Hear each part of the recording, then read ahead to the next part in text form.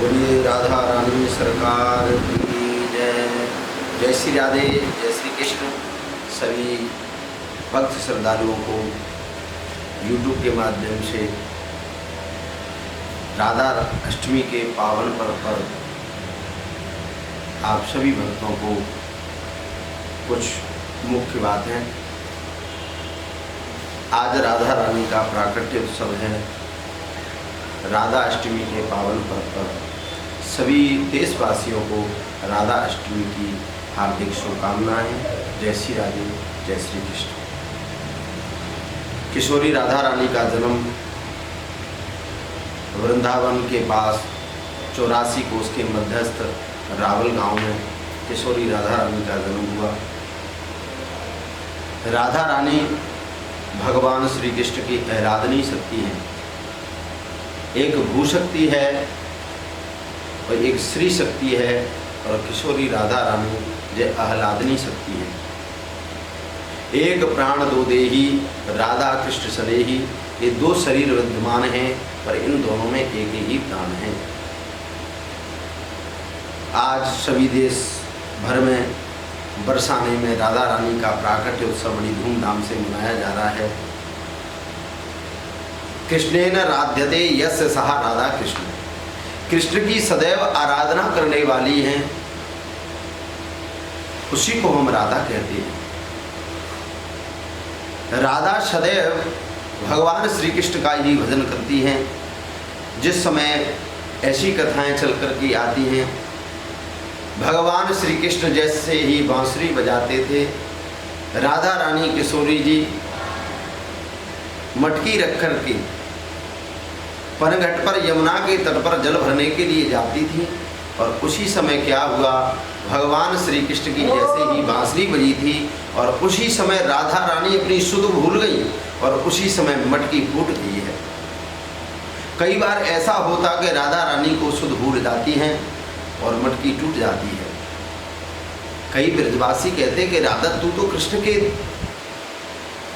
दीवानी हो गई है, कृष्ण के प्रेम में पागल हो गई है। राधा का ऐसा स्वभाव था, कई मटके टूट गए हैं, कई मटकी टूटी।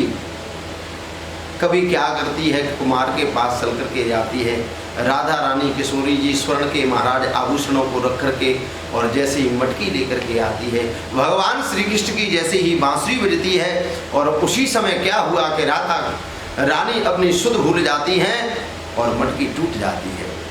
गांव के लोग बड़े राधा को ताना देते थे कि हे राधा, तू कृष्ण की इतनी दीवानी हो गई है, इतनी पागल हो गई है, सारी मटकियों को तोड़ देती है। इन मटकियों को लाने के लिए तू स्वर्ण के आभूषण कुमार को देकर के आई है। राधा रानी को ना जाने कितने लोग ताना देते थे। आज क्या हुआ, भगवान श्री कृष्ण को ये अच्छा नहीं लगा है। भगवान श्री कृष्ण कदम्ब के वृक्ष पर बैठे हुए थे। एक कदम्ब का वृक्ष वो है, श्रीधाम वृंदावन में हरा भरा रहता है। कदम्ब का वृक्ष ये सूखता नहीं है। कदम्ब के वृक्ष में ऐसी विशेषता चल करके आती है, जब गरुड़ ने महाराज कदम्ब के वृक्ष पर यह अमृत का कलश रखा था, 2 बूंद इस कदम्ब के वृक्ष पर पड़ी थी, और उसी दिन से ये कदम्ब का वृक्ष हरा भरा हुआ है। भगवान श्री कृष्ण कदम्ब के वृक्ष पर थे, और उसी समय कदम्ब के वृक्ष से भगवान श्री कृष्ण गिरे हैं। थोड़ी देर के लिए मूर्छा चल करके आई है, और सारे ब्रजवासी एकत्रित हो गए। सारे ब्रजवासी चिंतातुर हैं कि श्री कृष्ण को मूर्छा आ गई है, अब ये स्वस्थ कैसे होंगे। किसी वृद्ध जन ने कहा कि श्री कृष्ण की मूर्छा जब समाप्त होगी, जब ये स्वस्थ होंगे, कोई पतिव्रता नारी यमुना के उस तट पर कच्चे धागे पर चल करके 1000 छिद्रों वाले उस कलश में यमुना जल भर करके लाएगी, और उसी समय भगवान श्री कृष्ण स्वस्थ हो जाएंगे।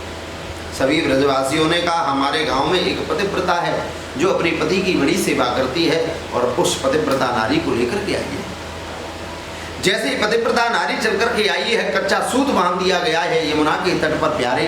वो पतिव्रता नारी सहस्र छिद्र वालों उस कलश को लेकर के गई है, और उसी समय महाराज कच्चे सूत से नीचे गिर गई है, जल नहीं ला पाई। बड़े चिंतातुर हुए। किसी ने कहा कि राधा तो कृष्ण की इतनी प्रेम दीवानी हो रही है, इतनी पागल हो गई है, एक बार किशोरी राधा रानी को लेकर के आ जाएं।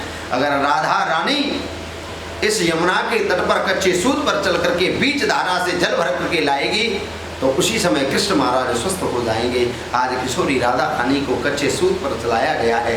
आहा, राधा रानी भगवान श्री कृष्ण से कितना प्रेम करती थी। राधा रानी कच्चे सूत पर चल कर के गई है। ऊपर महाराज सहस्त्र छिद्र वाला घड़ा रखा हुआ है और बीच धार से महाराज जल भर करके लाई है। और उसी समय भगवान श्री कृष्ण के ऊपर महाराज जैसे ही जल का छिड़काव किया है, भगवान खड़े हो गए हैं। और उसी दिन से ऐसा बताते हैं कि उसी दिन से यमुना पर चुनरी महोत्सव का कार्यक्रम होता है। जो नारी महाराज यमुना पर चुनरी महोत्सव करती हैं उसका माथे का सिंदूर शाश्वत रहता है और अपने पति की लंबी उम्र के लिए ये यमुना में चुनरी महोत्सव किया जाता है। राधा अष्टमी के पावन पर्व पर सभी ने राधा अष्टमी का बड़ा धूमधाम से उत्सव मनाया है। और जिस समय महाराज किशोरी राधा रानी का जन्म हुआ था उस ब्रज मंडल में सारी खुशियाँ चल करके आई थी, क्योंकि ये राधा लक्ष्मी स्वरूपा है। बोल राधा रानी की जय। तप्त कांचन गौरांगी श्री राधे वृंदावनेश्वरी वृषभानुसुते देवी त्वाम नमामि कृष्ण प्रिये। बोल किशोरी राधा रानी की जय। हमारे YouTube चैनल पर आचार्य नंदकिशोर पचौरी जी के नाम से चैनल को सब्सक्राइब करें और हमारी कथाओं को आप श्रवण करें घर बैठे ही। सभी भक्तों को जय श्री राधे, जय श्री।